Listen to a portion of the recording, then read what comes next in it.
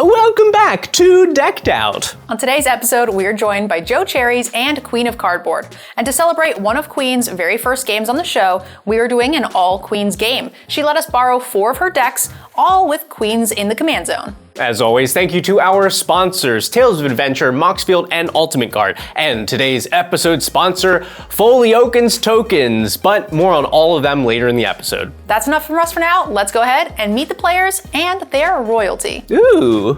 Hey everybody, my name's Beth, otherwise known as the Queen of Cardboard. I'm a MTG content creator and I do Commander gameplay episodes, as well as charity work all through the year with Community of Cardboard. Today I'm going to be playing my favorite Queen deck, Queen Marchesa. This deck is all about keeping and losing the monarchy. I'm going to punish my opponents when they take the monarchy from me, and gain the monarchy as many times as possible, sometimes in ways that might surprise you.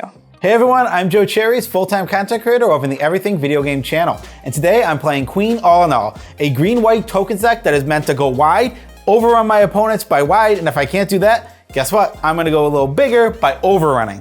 Omo God is back again. I am for the 3rd time on Decked Out playing Omo Queen of Vesuva. And the first 2 times didn't go so well, but Queen of Cardboard's deck shores up a bunch of the deck's weaknesses and I'm excited to try it out. We're still trying to abuse land interactions. We're trying to make everything counters, turn everything into Urza's lands, tap for a bunch of extra mana, and use that mana advantage to win the game. We couldn't really do that before, but with the addition of cards like Ashaya and Hydroid Crisis, I think we might finally have the tools we need. Hello everyone, I'm MTGNerdGirl, and today for our All Queen episode, I am playing Linden the Steadfast Queen. This works out perfect for me because my very first deck as a kid was mono white aggro, so I feel right at home. I've got some win conditions that can take advantage of all the life gain, but I don't need them because I have plenty of creatures and evasive creatures, so I should be able to close it out even if I can't find a win condition. Today's episode sponsor is the Fogliokens Tokens Kickstarter. Phil Folio is one of my favorite Magic artists with absolute bangers like Recycle and Frog Tongue, and now he's got a set of premium quality tokens. Yeah, and they're so cute. The dragon's my favorite. Look how cute that little guy is. And there's actually 36 token designs in the initial Kickstarter, with an additional 36 designs that we can unlock during the stretch goals. There's also metal tokens and foil and non-foil uncut sheets that I definitely plan to get for the studio.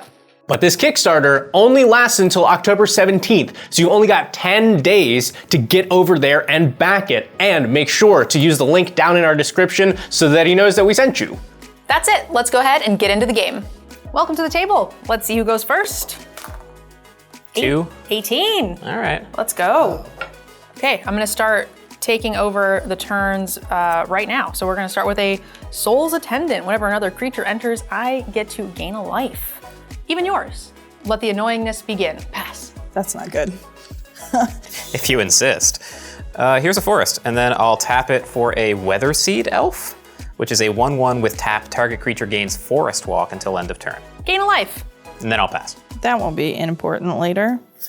I will play a Plains for now, and then I'll pass. I'll play a Plains and pass.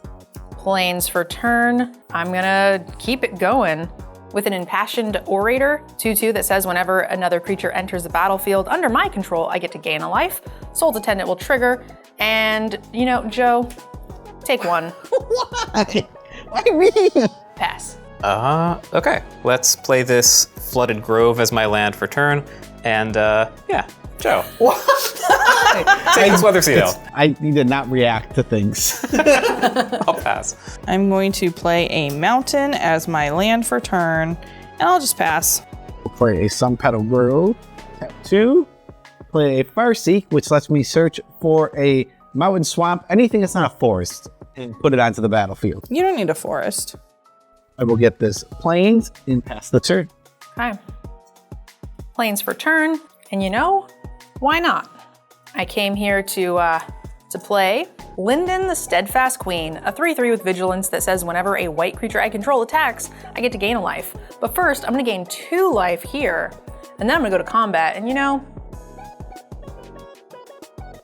Queen, come at you for 3. I was so sure it was going to be the Queen stare down and then Joe. I thought for sure I was getting it.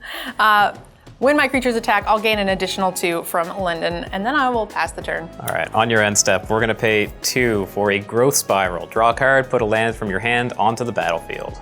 And the land I'm gonna put into play is a Simic Growth Chamber. Taps for green-blue. I have to bounce a land when it comes into play. I'll bounce this forest. We're gonna pay 3 for my commander, Omo, Queen of Vesuva. It's a 1/5 shapeshifter noble. Whenever it enters the battlefield or attacks, put an everything counter on each of up to 1 target land and or 1 target creature. Each land with an everything counter on it is every land type in addition to its other types, and each non-land creature with an everything counter on it is every creature type. So we're going to make this Flooded Grove everything. You don't want to give Joe a forest?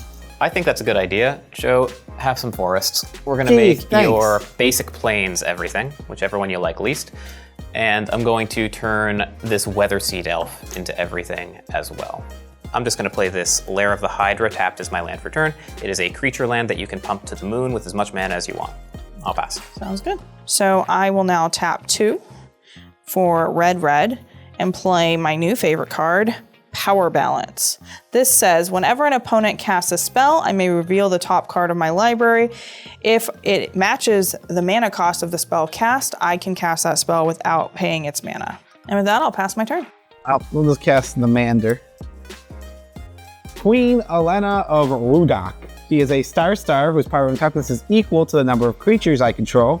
If 1 or more creature tokens would be created under your control, those tokens plus a 1/1 white soldier token are created instead. Okay, when you cast that, I have a Power Balance trigger. So I will reveal the top. It is Commander Sphere. Its mana cost is 3, so I will cast it without paying. I also get to gain a life. I will toss up to that. All right, land for turn.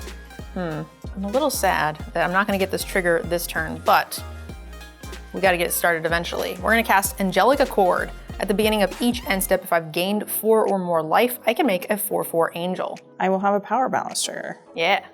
So off the top is a 5-cost card. How much does that cost? 4. So on the top, I have Promise of Loyalty. I cannot cast it. Cool. But you know what you can do? What? Queen, you can take 3, and Joe can take 3. Okay. And I will gain 3, and then I'll pass the turn. So if you cast a 5-drop, you get that card for free, right? Correct. Gross. That changes my plan for the turn. I'm gonna play this forest as my land for turn, and we're going to pay only 4 for Nissa, Steward of Elements, X equals 2. +2 to scry. 0 ability, look at the top card of your library. If it's a land card or a creature card with mana value less than or equal to the number of loyalty counters on Nissa, you may put that card onto the battlefield.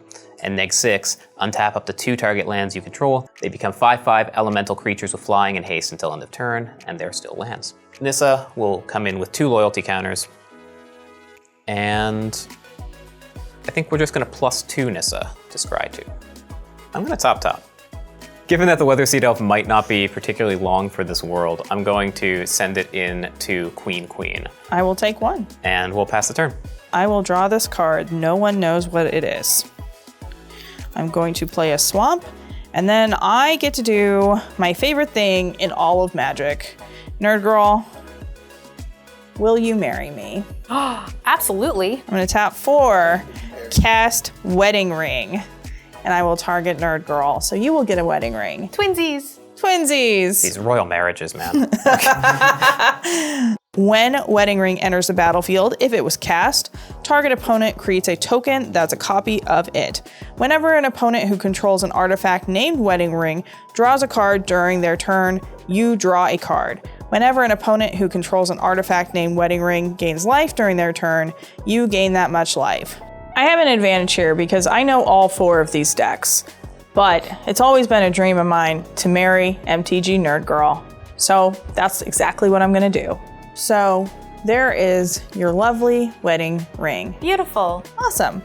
And I don't have any other plays this turn, so I will go ahead and pass. Tireless Tracker. It says landfall, I get a clue, and whenever I sacrifice a clue, I put a +1/+1 counter on it. I have a Power Balance trigger, so I will reveal it is a swamp. When the tracker comes into play, I will gain a life. We'll then play a land, triggering it to get a clue. Nicely done. Okay. I'm gonna draw a card, which I think means my wifey also gets to draw a card. We draw together. I'm gonna play an Evolving Wilds for a turn for land, and I'm just gonna go ahead and get another Plains. Plains will come into play tapped, and unfortunately, I know there's a board clear in Queen's hand, so I don't think I wanna progress too much. Let's just go ahead and we're gonna send Soul's Attendant to Queen, and we're gonna send Lyndon and the Orator to Nissa. I'll block Lyndon with Omo. I'll get some life gain triggers, so Queen and I will both gain 3. All right, I will lose 1 and then gain 3. And Nissa will take 2. I think a board clear is kind of likely, certainly if I play anything else. So I will just hang out and I will pass the turn. So we're gonna start here. We're gonna activate Nissa's 0 ability and look at the top card in my library. I already know what it is.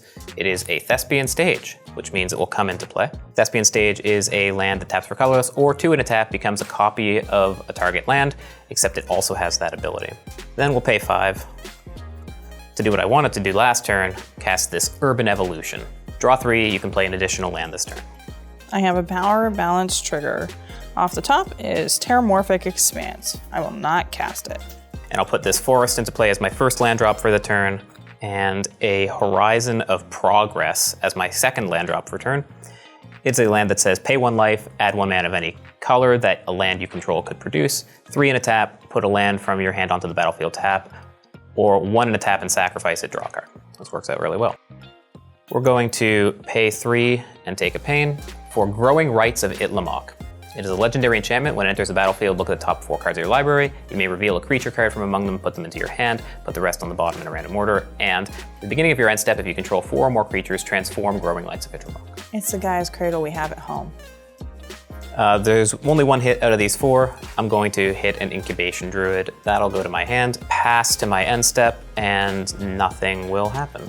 Myself and my wife will draw. Woohoo! I'm gonna go ahead and get this Terramorphic Expanse out of the way, sack it, and get a basic land onto the battlefield tapped. I think I am going to go for another Plains. I know everyone is expecting me to play that board wipe right now, but this game is all about queens, and I would rather become the Monarch. Tap 1, 2, 3, and 4 to play my commander, Queen Marchesa.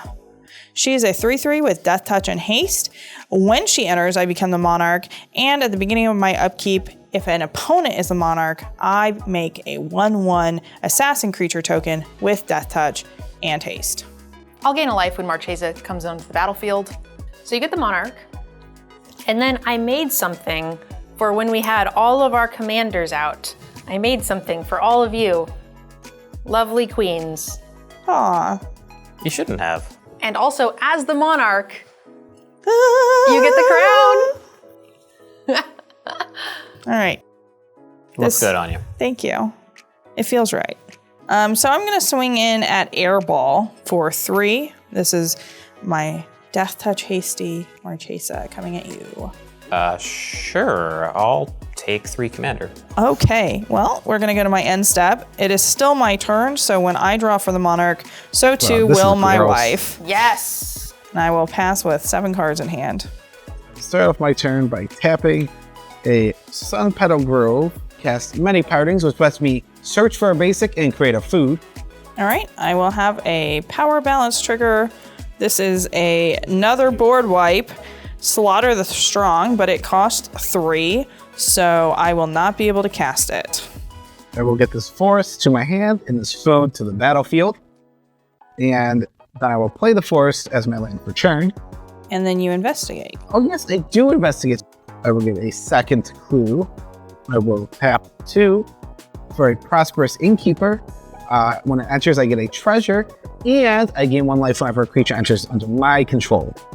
I'll gain a life when the Prosperous Innkeeper comes onto the battlefield. You know what happens, Joe, when one kingdom has all of the resources? You! That's you! You happen! You have all the resources. You have food just because mine looks and treasure. Oh, mine on the board. You have it all in your hand, which is I'll trade you. Would you like to trade resources? I've heard that kingdoms do that. Yeah, you want some planes? Go to combat. I will send 3 at Beth for the monarchy. Sounds good. I can't block, so I will take 3 damage, and then we pass over the Monarchy. There you go. Totally fits. Actually, kind of fits. Yeah. I will go to my end step and draw off the Monarch. I've gotten off to a really aggressive start, but I know Queen of Cardboard showed us a board clear off the top of her deck, so I don't want to get too aggressive and dump my entire hand. Instead, I'm going to keep pressuring with what I have, save the cards, and I'm going to let Airball get his hand caught in the cookie jar. I would like the Monarchy. But I will first- let you get it in if I'm allowed to get the Monarch from you on my turn. Yeah, I will take you up on that deal. Okay, what do you want to send over there? We'll do my biggest creature. All right, I'm going to activate the Weather Seed Elf, and I will give Linden Forest Walk. Cool. I'm gonna move to combat. We're just gonna send everything. These two are coming to Wifey. You're about to gain a bunch of life. Okay. And Linden is going to come over to Joe for the Monarchy. So on attack, we'll gain 3, I'll take 3. And then, I'll take 3. perfect. Oh yeah, I will get You're the Monarch. the Monarchs. Yes. On my second main, I will pay 3 and play a Cloud Steel Kieran. Perfect. A 3/2 flyer, and I can equip it, and it says I can't lose the game if it's equipped. It is a creature currently, so I will gain a life, actually 2 life, from my triggers. I'll gain 2 life off a wedding ring. So when you cast that, I have a power balance trigger. On the top is Sunhome. It is a land. I cannot cast it. Okay, and then I'm gonna go ahead and move to my end step. A couple of things will happen. I have gained 4 or more life, so I will get an Angel token, and when that enters, I will gain an additional 2 life, as will Queen. And then I'll draw for the Monarch. And so will Queen. will draw with you. We're going to start by plussing Nissa. Okay. I will scry 2. I will top bottom that. Here's 3. For our boy, the Scoot Swarm. Oh no. Scoot Swarm is a 1/1 that says whenever a land enters the battlefield under your control, make a 1/1 green insect creature token, but if you control 6 or more lands, instead that token is a copy of Scoot Swarm. Okay, something is clearly up. I'm casting a Scoot Swarm into a board wipe that I know is coming next turn. I'm hoping that the table thinks I'm just trying to force the board wipe out sooner rather than later, and not actually suss out that I'm trying to get Queen to wipe the board so I can blow out the whole table. I will reveal for power balance. This is Thorn of the Black Rose. It is a 4 cost. I cannot cast it. I'm going to play a Basilisk Gate. We will trigger Scoot Swarm. I'll get a copy of that. And that is a land that taps for colorless or 2 in a tap, buff a creature +X until end of turn, where X is the number of gates I control, currently 1. And so there is my copy of the Scoot Swarm. I will indeed gain 2 more life. Scoot, scoot. And I'm going to swing in at NerdGirl with Omo, just to get the Monarchy. And we'll get an Omo trigger. I will turn this forest into everything, and I will turn this Scoot Swarm non-token into everything as well. No, I'm just kidding. Take 1. Ooh, 1 commander. Oof. I'm getting sweaty in here, yeah. And the Monarchy. Oh, it feels so good. It won't in a turn, but it feels so good for now. We're going to pay 2 for an Incubation Druid in main phase 2. It's an 0/2. Tap to add 1 mana of any type that a land you control could produce. If it has a +1/+1 counter on it, you add that 3 mana instead, and you pay 5 to adapt 3. Gain a life. Gain a life. And now we'll go to my end step, and we'll have a Growing Rites of Itlimoc trigger. I do control more than 4 creatures, so I will flip it. So Itlimoc Cradle of the Sun is the backside. It is a legendary land that taps for green for each creature I control. Because it transforms and does not enter, the Scoot Swarms don't see it, but it's still a pretty good land to have. And then I will draw for the Monarchy and then pass the turn. Sounds good. Because I am not the Monarch, Marchesa is Angie. So she's going to make me a 1/1 assassin with Death Touch and Haste. And then I will draw, and my wife will draw. Oh yeah. This land is what I revealed on the top previously. Sunhome, Fortress of the Legion. It taps for colorless. I can also pay into it to give target creature double strike until end of turn. So this marriage has been great, but I think it's time for a divorce. Whoa, we're gonna get rid of the rings too? We are gonna get rid of the rings too. Oh, that seems not great. I'm going to tap 6 for Austere Command.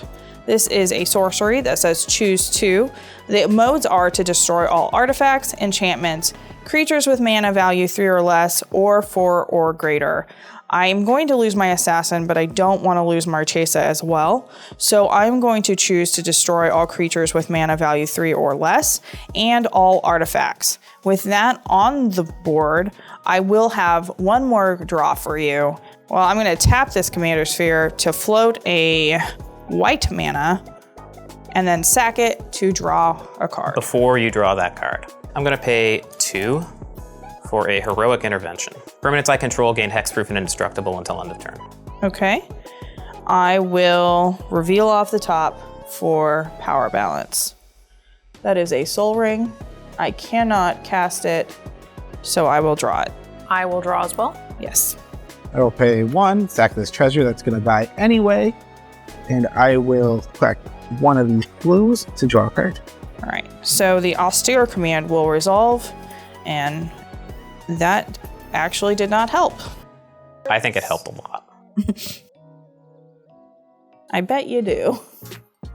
So I will use my 1 floating mana to play this Soul Ring that I drew off of the top. I want the Monarchy, but Airball's board is indestructible. I don't think he wants to give it to me after that board wipe. So I will pass the turn. Luckily, I know the 2 board wipes here, but I know I can safely play out 1 creature. Correct. Regardless of which one you play. So I will cast my commander again.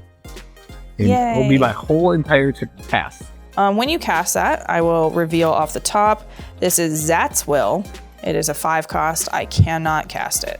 And I'm gonna follow suit with Joe, because I think Joe knows what Joe is doing, and I'm gonna replay my commander as well. Following my lead. And then I will pass the turn. That's the first time someone's kept a Monarch the whole round. Yeah, I don't think it'll happen again.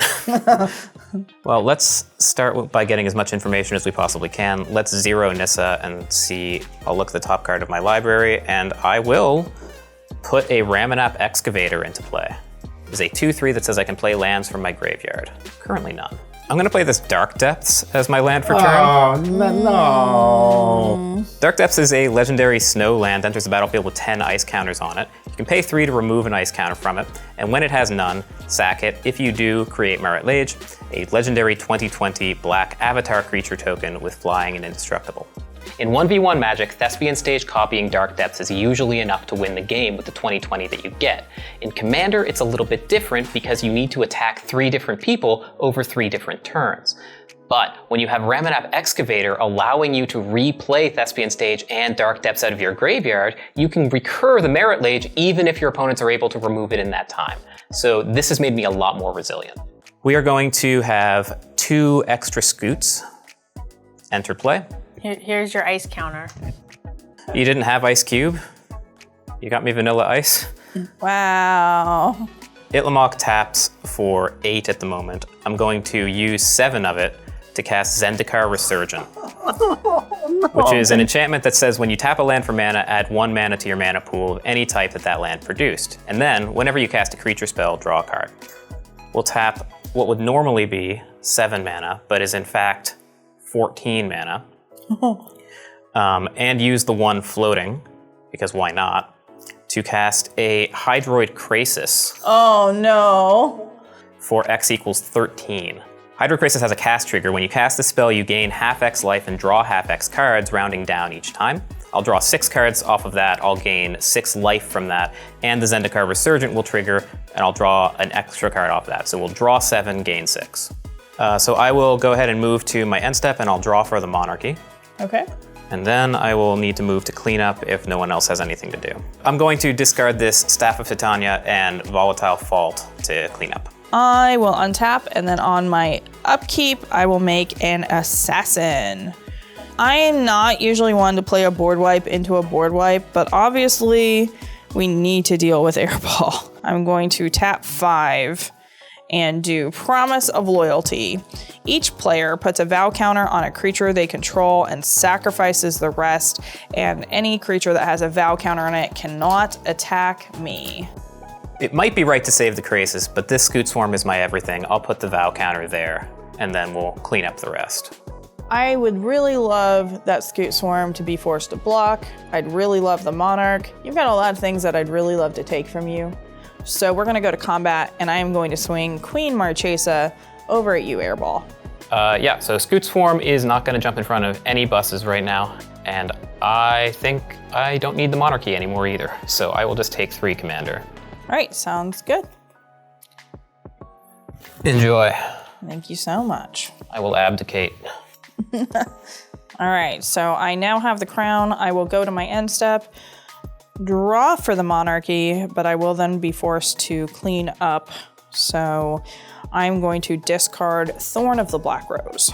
All right, so I will tap 6 mana. I will cast Silver Wing Squadron. 6 mana star flying vigilance. Its power and toughness is equal to the number of creatures I control, much like my commander. And whenever it attacks, I get knights equal to the number of opponents I have, which is 3. When you play that, I have a power balance trigger, so I will reveal a Plains. I'll go to combat. I will swing at Beth for 2 because I would like the Monarch. I do not have a response. I will pass that over, as well as the crown. All hail Queen Cherries, first of their name. Yep, that's my whole turn. I will go to end step and draw off the Monarchy. I'm gonna do what's right for the 7 kingdoms, and I'm coming for Nissa for 3, and I'll gain a life when I attack. So she'll take 3? She'll take 3. All right, if Scoot Swarms can't be dealt with, I'm gonna make you pay for it. I'm gonna cast a Suture Priest. Whenever a creature enters the battlefield under my control, I gain a life. Whenever a creature enters the battlefield under an opponent's control, I can have that player lose a life. The answer will always be yes. I don't leave damage on the table. We got things to do. We got lunch to have. It's gonna be great. Someone's got to edit this video. Yeah. 5 mana, and I'm gonna play Increasing Devotion. I'm gonna create 5 1/1 human creature tokens, and then if it was cast from my graveyard with flashback, I can actually make 10. So this is going to give me 5 humans, which will trigger the Suture Priest. I'll gain 5, and then I'll move to my end step, which will trigger the Angelic Accord, and I'll get another Angel. Angelic Accord has been great for me. It's allowed me to rebuild my board after every single one of these board clears without needing to devote a ton of cards from my hand. On your end step, I'll just have Thespian Stage become a copy of Lair of the Hydra. Let's go ahead and pay 3 for another Nissa. This is Nissa Vastwood Seer. It's a 2/2. When it enters the battlefield, I can search my library for a basic forest, reveal it, put it into my hand, and then shuffle. And then whenever a land ETB is under my control, if I control 7 or more lands, flip her. So I overpaid for that Nissa, so I have 3 mana floating. And I'll play this forest as a land return. We're gonna get a copy of Scoot Swarm. We'll use the 3 floating plus another 2 for Ashaya, Soul of the Wild. It's a star. Her power and toughness are equal to the number of lands I control, and non-token creatures I control are forests in addition to their other types. Okay. Now Scoot Swarm's the problem. Yes. So that forest entering the battlefield will trigger Nissa to flip into Nissa Sage Animist. +1, reveal the top card of your library. If it's a land, put it onto the battlefield. Otherwise, put it into your hand. -2, put a legendary 4/4 green elemental creature token named Ashaya, the Awoken World, onto the battlefield. And -7, untap up to 6 target lands. They become 6/6 elemental creatures. So we're gonna start by plussing that Nissa up to 4. Top card of my library is an Urza's Mine. So that is a land. It will get put onto the battlefield, untapped. That is a landfall trigger. We're gonna get another copy of Scoot Swarm. 2. Another 2 copies of Scoot Swarm. I'll go ahead and +2 this Nissa to scry to. Bottom both of those. All right, so now I'll tap for 7 and replay Omo. When she enters, I will turn this basic forest into everything. I'll turn Ashaya into everything, and that is another landfall trigger. We have 4 Scoots, each seeing a land enter, so that will get me up to 7 Scoot Swarm tokens. So now we have 7 token copies and 1 non-token copy of Scoot Swarm. Yeah, we'll tap Itlamok for a grand total of 11 mana, and I'll pump that into Lair of the Hydra. So Lair of the Hydra will become a 10/10, and it's gonna come in and... If you want, I'll take one from the scoop for the Monarchy. This way you don't have to send the Lair of the Hydra at me. But he, Sure. but he gets to. I don't care if you weren't. I'm trying to be precautious here. Okay, great. Then I will send the 10/10 Lair of the Hydra Queen of Cardboard's way, and I'll send the 1/1 Scoot Joe's way. Traitor. Traitor. I Traitor? lose 10. I can't get attacked for a Bagillion. Oh.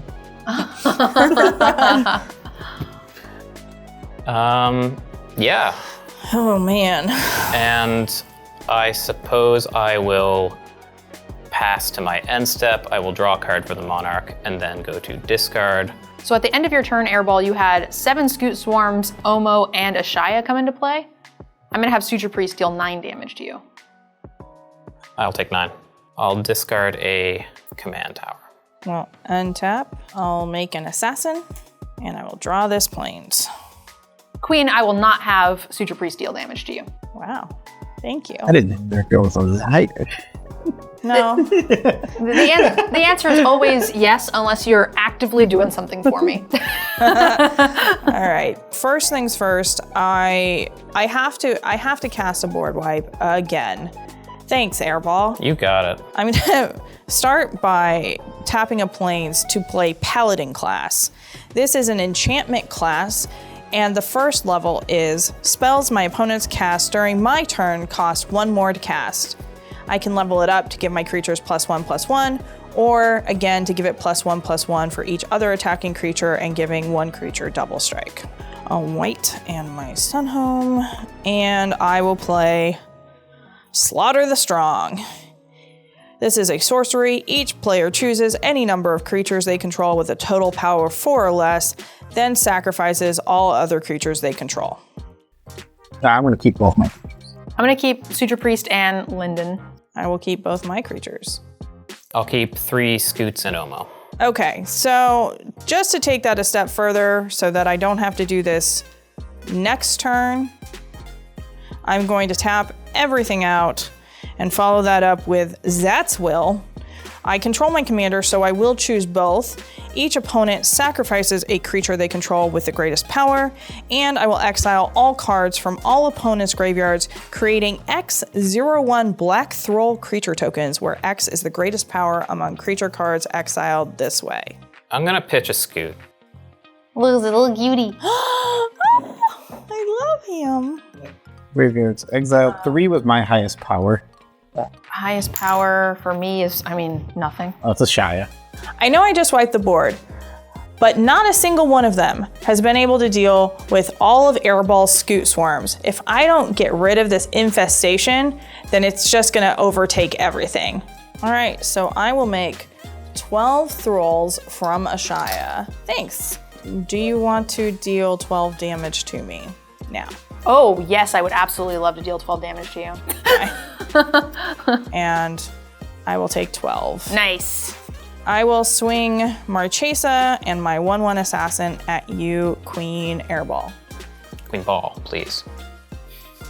Queen Airball is my descendant. Was my father's name. No, it's my heir. God damn it. How much am I taking? 4. 4. But you'll Three. lose the Monarch. You could throw your Scoots under a bus. No, I'm gonna take the 3 commander and 1 additional, and you can have 1 lightly used crown and Monarch token. Great, thank you so much. Well, I have some blockers and took care of most everything else. Hopefully we don't have to do that again. I will draw for Monarchy. If I hit Airball for a lot of damage, is that working for you? Is that good? Is that good so I don't have to lose a ton of life? I want to make a ton of creatures. You have 31 life. I'm gonna make you take some life. I will cast Increasing Devotion. 5 humans. 5 humans. Alright. Am I losing 5? You sure are. For my Power Balance trigger, I'll reveal Lightning Greaves, and I cannot cast it. Alright. I will go to attacks. I'm going to send the Silver Wing at, I think, Nissa Animus to kill it. Okay. I get 3 2/2 Knights, Nice. and I'll lose 3 more life. That will be my turn. I don't think I'm gonna have the mana open for this. So I think I'm gonna just Path to Exile on your Giant Flying Knight. Oh, alrighty. Don't like that. But you get a land. All right, then I'll go to my untap step. And then it's time for me to just go ahead and make a move. Yeah. We're gonna first play Union of the Third Path. I'm gonna get to draw a card and then gain life equal to the cards in my hand. So I'll draw, I'll gain 6. I wish we were still married. Me too. You should try again. I think you guys can make it work this time. Yeah, weird. As soon as you see all the success, you want her back. My land for turn will be an Ash Barrens, and then for 6 mana, we're just gonna see how much damage you guys can do in one turn. I'm gonna play a Felidar Sovereign. It has Vigilance and Lifelink at the beginning of my upkeep. If I have 40 or more life, I win the game. And a sovereign is a queen. When Felidar Sovereign enters, I'll gain an additional life. I'll move to my end step. An Angelic Accord will trigger, and I'll get an Angel, which will also gain me another life. All right, I have no manas open. Bring it. Okay, well, we'll just continue with the plan. I'm going to pay 1 life and then use the extra mana from Zendikar Resurgent to have Thespian Stage copy Dark Depths. When that happens, there'll be 2 legendary Dark Depths in play. I'll sacrifice the one that has the counters on it. And then, as a state-based action, Thespian Stage, now Dark Depths, we'll see that it has no counters on it and will turn into the 2020 Merit Lage. And there he is in all his glory. Then I'll go ahead and untap. Look at him, he's just chomping. He is chomping. I don't know what he's chomping, but he's chomping He's it. chomping a little boat. Well, it's gotta be the bit, right? Chomp, chomp.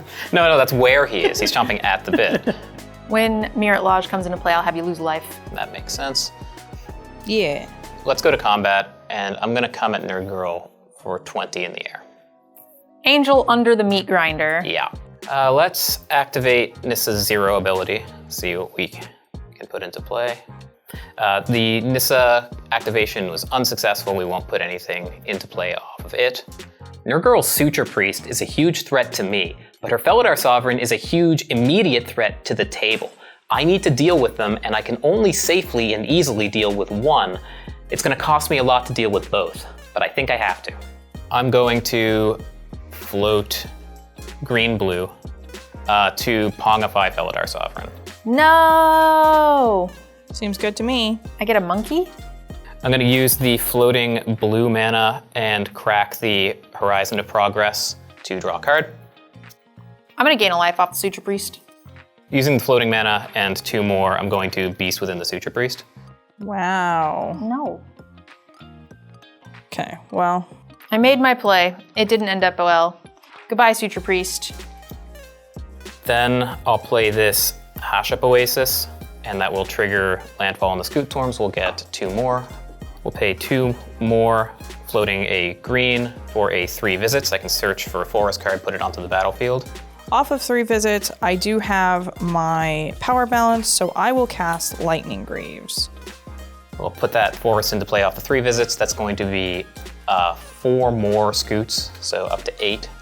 We use the remaining floating plus 2 more for a Sage of the Maze.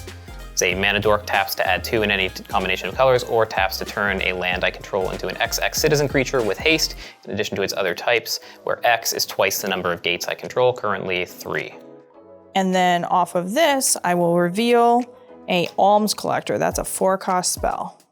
Last thing for the turn, I will play this Copy Land. It's an enchantment. It enters the battlefield as a copy of any land on the battlefield, except it's also an enchantment. I will have it enter as a copy of Lair of the Hydra. So that's going to be 8 more Scoots.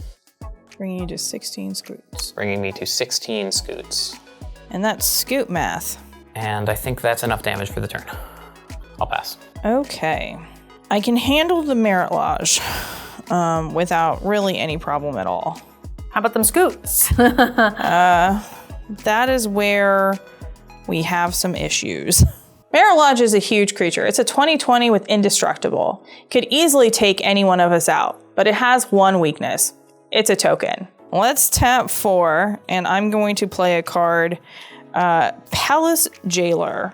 When it enters the battlefield, I become the Monarch, and it will also exile target creature until an opponent becomes the Monarch. Now, this doesn't work spectacularly on a lot of things, but it will handle that Merit Lodge token forever. Nice. Yep, it's gone. What wins? We got huge giant monster from the depth or one Palace boy. Thick. He thick. And then I am going to tap 3 to level up my Paladin class to level 2. And that will make my Thralls 1/2s. I'm going to move into combat, and I'm going to throw everything except for my Palace Jailer into Airball's face. Die, Scoots, die. My 12 Thralls, my Assassin, and my Martresa at you.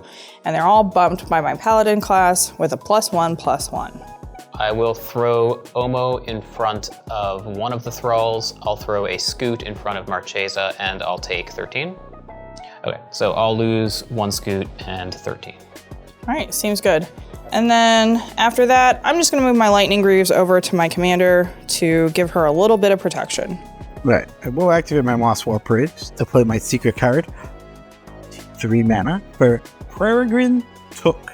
And Peregrine Took is a 3 mana 2/3. If I create one or more tokens, I instead do that plus a food. So I will have a power balance trigger. That's a cast, correct? Yep. It is a war room, so no cast, but I will draw it for Monarch. Untap. I'm going to play a Rabble Rousing. 5 mana enchantment with Hideaway 5. So we're going to look at the top 5 and put one underneath, just like we did with Moss Ward Bridge. Create that many green-white citizen creature tokens. Then if I have 10 or more creatures, I can play the Hideaway card for free. This rabble rousing is where I turn the corner. This is gonna take me from, you got some tokens to, oh, you got some tokens. In response to that, I will have a power balance. Off the top is Unbreakable Formation. It is a 3 cost, so I will not be able to cast it. I'm sure you want the Monarch, so if you just swing 1/1 at me, I will not block. I like that deal. All right. Go to combat and send everything in Airball except for one of these humans that will go at Beth.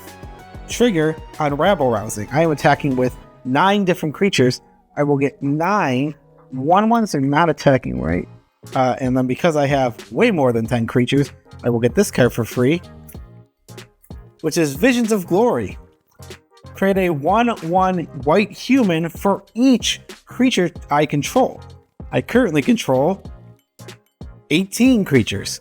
So we will get 18 1/1 humans. And just like that, I'm a threat. From making the citizens, I will get a food, and I will get another food from my humans. I'll tap this Itlamok for a total of 17 mana, and I'll pump 9 of it into this layer of the Hydra, and 8 of it into this layer of the Hydra. So it'll be an 8/8 and a 7/7. These 4 blockers will block the 3 Knights and the Peregrine Took. Okay. And I'll trade off 2 Scoot Swarms for 2 humans. I will declare no blocks. Take 2. I will lose Took, 1 Knight, and 2 humans in the exchange. But you get the Monarch. And I do get the Monarch. I'm going to cast a 3-drop, which we will get you a nice power balance. I'm casting Sandstorm Salvager. 200 green for a 1/1 when I enter the battlefield. I make a 3/3 colorless golem, and I can pay 2 tap to put a +1/+1 counter on each token I control, and they gain trample until that turn. I do have a power balance trigger. We've revealed it before. It's Unbreakable Formation. This is a Mabe ability. I don't have to cast it, so I will choose not to cast it. I don't think I need it right now. And we'll go to my end step. I'll draw off a Monarch.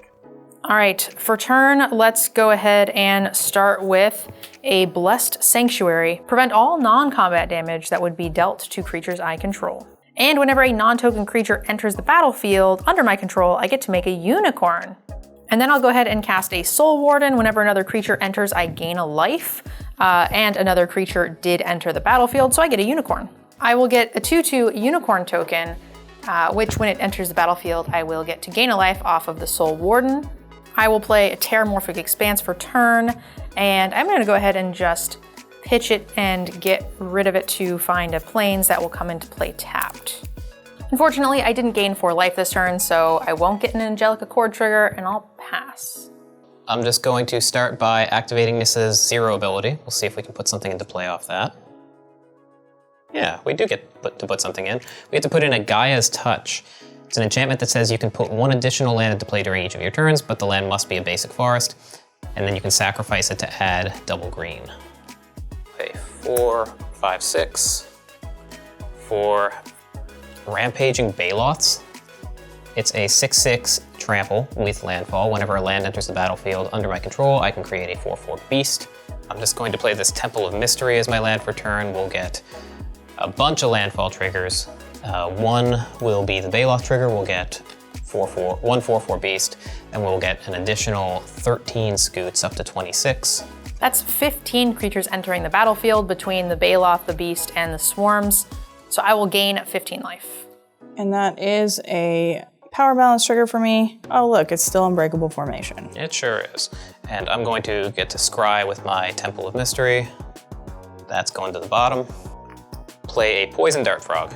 There's a 1/1 reach, taps for mana, and then I can give it Death Touch for 2 mana.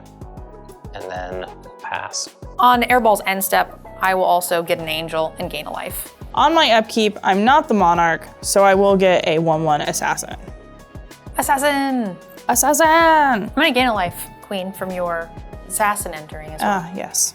I don't think you're gonna just give me the Monarch, and I think you're willing to let your creatures die if I swing in right now.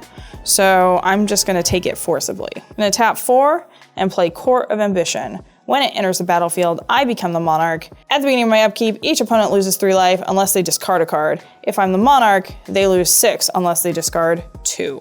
Gibby. Gibby. Now, it's getting so cozy. I'm going to tap 5 and upgrade my Paladin class to level 3. My creatures still get +1/+1, and whenever I attack until end of turn, target attacking creature gets +1/1 for each other attacking creature and gains double strike. I'm going to move the Lightning Greaves over to the Palace Jailer. Just temporarily, he's going to hold on to that. And I'm going to tap 1 before combat to play God's Willing, targeting Queen Marchesa. This gives target creature I control protection from the color of my choice until end of turn. I'm going to give Marchesa protection from white, and then I will scry 1. That would help me at a different point in the game, but that is not now. I will swing with all my thralls, my assassins, my Marchesa, my Palace Jailer, and I will target Queen Marchesa with my Paladin class, and I will swing them all at you, Cherries. So Marchesa is going to get +16 and double strike. I'll put 24 of these here, this guy here, and that's my blocks. Before damage is assigned, I'm going to activate my Basilisk Gate to pump one of the unblocked creatures for the number of gates I control, which is 3. So you'll take 10. I'll lose all my thralls. Bye, guys. I will lose 12 humans. And you'll also lose your golem. I will end my turn. I am the Monarch, so I will draw for the Monarchy. 7. I'd like to play Rabble-Rousing number 2. Oh. It's a legendary dinosaur vampire with trample. It's a 12/12. Whenever you attack, you can choose one. Create a tapped and attacking XX green dinosaur creature token with trample, where X is the greatest power among other attacking creatures you control. Or you can create X 1/1 vampire creature tokens with lifelink, where X is the number of other attacking creatures. I will have a power balance trigger. Yep, 7. It is an Eidolon and Rhetoric. That is 3. I cannot cast. I will have a Warden trigger and gain a life.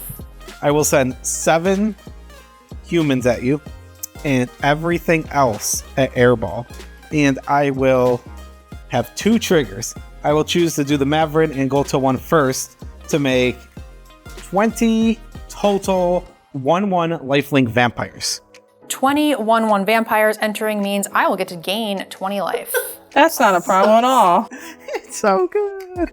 this trigger, also for my number of attacking creatures, I will get 20 more citizens. I'll gain 20. And then I will activate this to put a +1/+1 counter on every single one of these creatures. Okay, before blocks, I'm gonna convoke with all of my creatures, and I'm gonna cast Chant of Vitu-Ghazi. It's going to prevent all damage that would be dealt by creatures this turn, and I will gain life equal to the damage prevented. Oh no. It might seem strange that I wanted to save Airball and Queen from Joe's lethal attack, but I wanted to gain some more life, and I know I have a lot, but I promise there's a good reason. Life So I will gain gain. 42. 1, 2, 3, 42. I will pass. Now I have the extra land I was missing last turn, so I already know what I'm casting. No matter what, I'm going to just cast Storm Herd. I'll make 181 flying Pegasi ponies. This is the best thing I have ever seen, ever. I'm gonna use these dice just to prove. That people use That them. people Life use total them. also will double. So I got that. Wow. So I have 181 Pegasus tokens. Joe, take 8. Yep. I'll go to my end step. I'll make an angel. I'll gain a life. Good time, boys. We're just gonna like Bonnie and Clyde our way into it. I'm just gonna play this Lazatep Quarry. It is a land. It can tap to sacrifice a creature, add 1 mana of any color, or X, +2 in a tap, sack a desert, exile target creature card with mana value X from your graveyard, create a token that's a copy of it, except it's a 4/4 black zombie. Are you gonna make her gain 26 life? 27. Woo! Gain 27 life. When did you get 27 off of? Scoots and beasts. Because we're making 1 beast and okay. 26 more scoots. Well, I mean, on my turn, I'm gonna make 40 some odd creatures. 50 some odd 50. creatures. Did we go to 52? Attacking doesn't do anything. I guess I'll activate Nissa. I could like, yeah, you gain 40 life out. It's not enough to save me from Oh 121. no. Do it, do it, do it.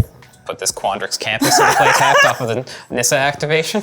That's another 53 life. That is another 53 life. We go up to 104. Make sure we add this beast. And then I'll pass. I'll get an angel, which will give me a life. Great.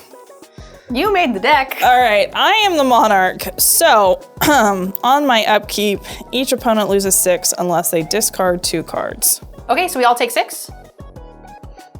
Well, no, I discarded 2. Yep, everyone except Reese for and Cherries.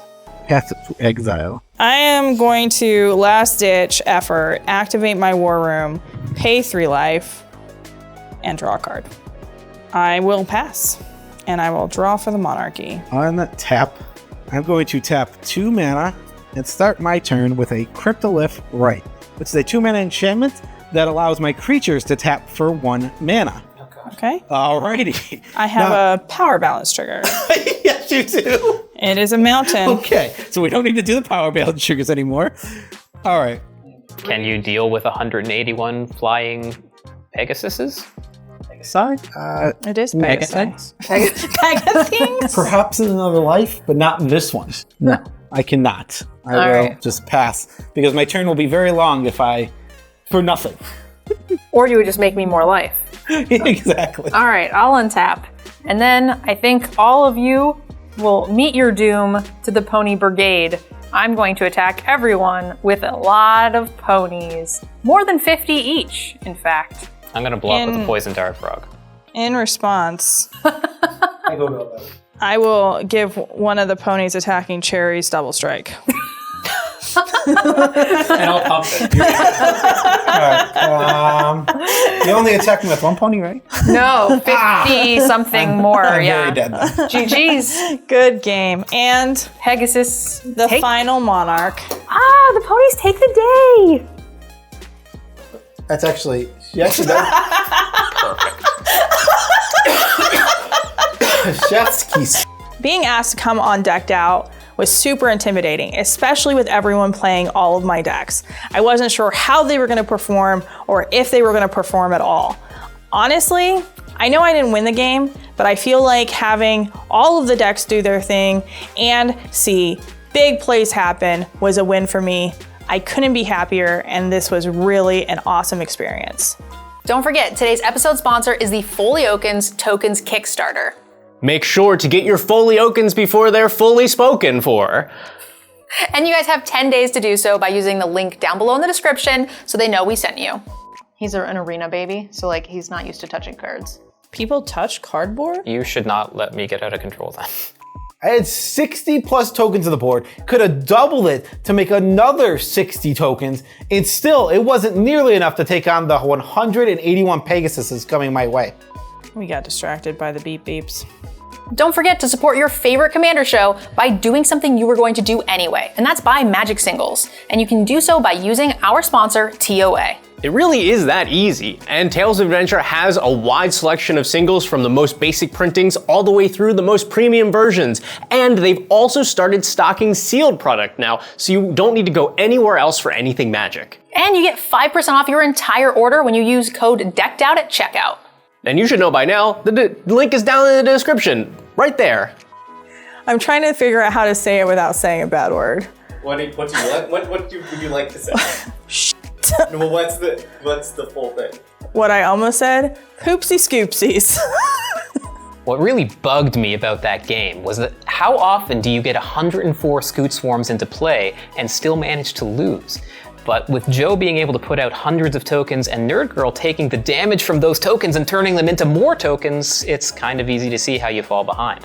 If you're building decks and you're not using Moxfield, then I feel bad for you. It just is the best tool for organizing, customizing, and collaborating on all of your decks. In fact, it's the only way that our team can keep up with building sometimes over 20 decks per month. And it's the way that we can share our deck lists with you in a nice, easy format.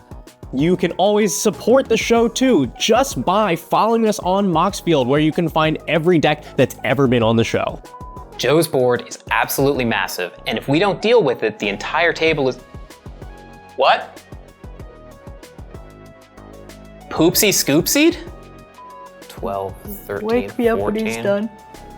Ultimate Guard is the industry leader in TCG accessories. And Ultimate Guard products are the way that all three of us on the Decked Out team are able to organize, protect, and display our collections. And they're the best way to show off all of our cards on camera for you. So make sure you use the link down below in the description to support the show and pick yourself up some amazing upgrades. Poopsie scoopsies you. It would be a real Monarch game if we had all four of us with wedding rings and had this incestuous thing going on. We'll all have weird chins by the end of it. Yeah, we're definitely cousins. At least, yeah. Special thank you to all of the patrons who've signed up to help us stay weekly for 2025. It's thanks to patrons like you, Philip, that we are hopefully able to keep this show weekly, and we really thank you for that. And if you haven't signed up yet, there's still plenty of time. You can unlock exclusive perks like signed tokens every month from the cast and our guests. You can get into spell table games with us, and even submit your deck list for one of us to play here on the show. And of course, Phil, you can always support the show by liking the video and subscribing to the channel. That's it for today. We'll see you next time on Decked Out.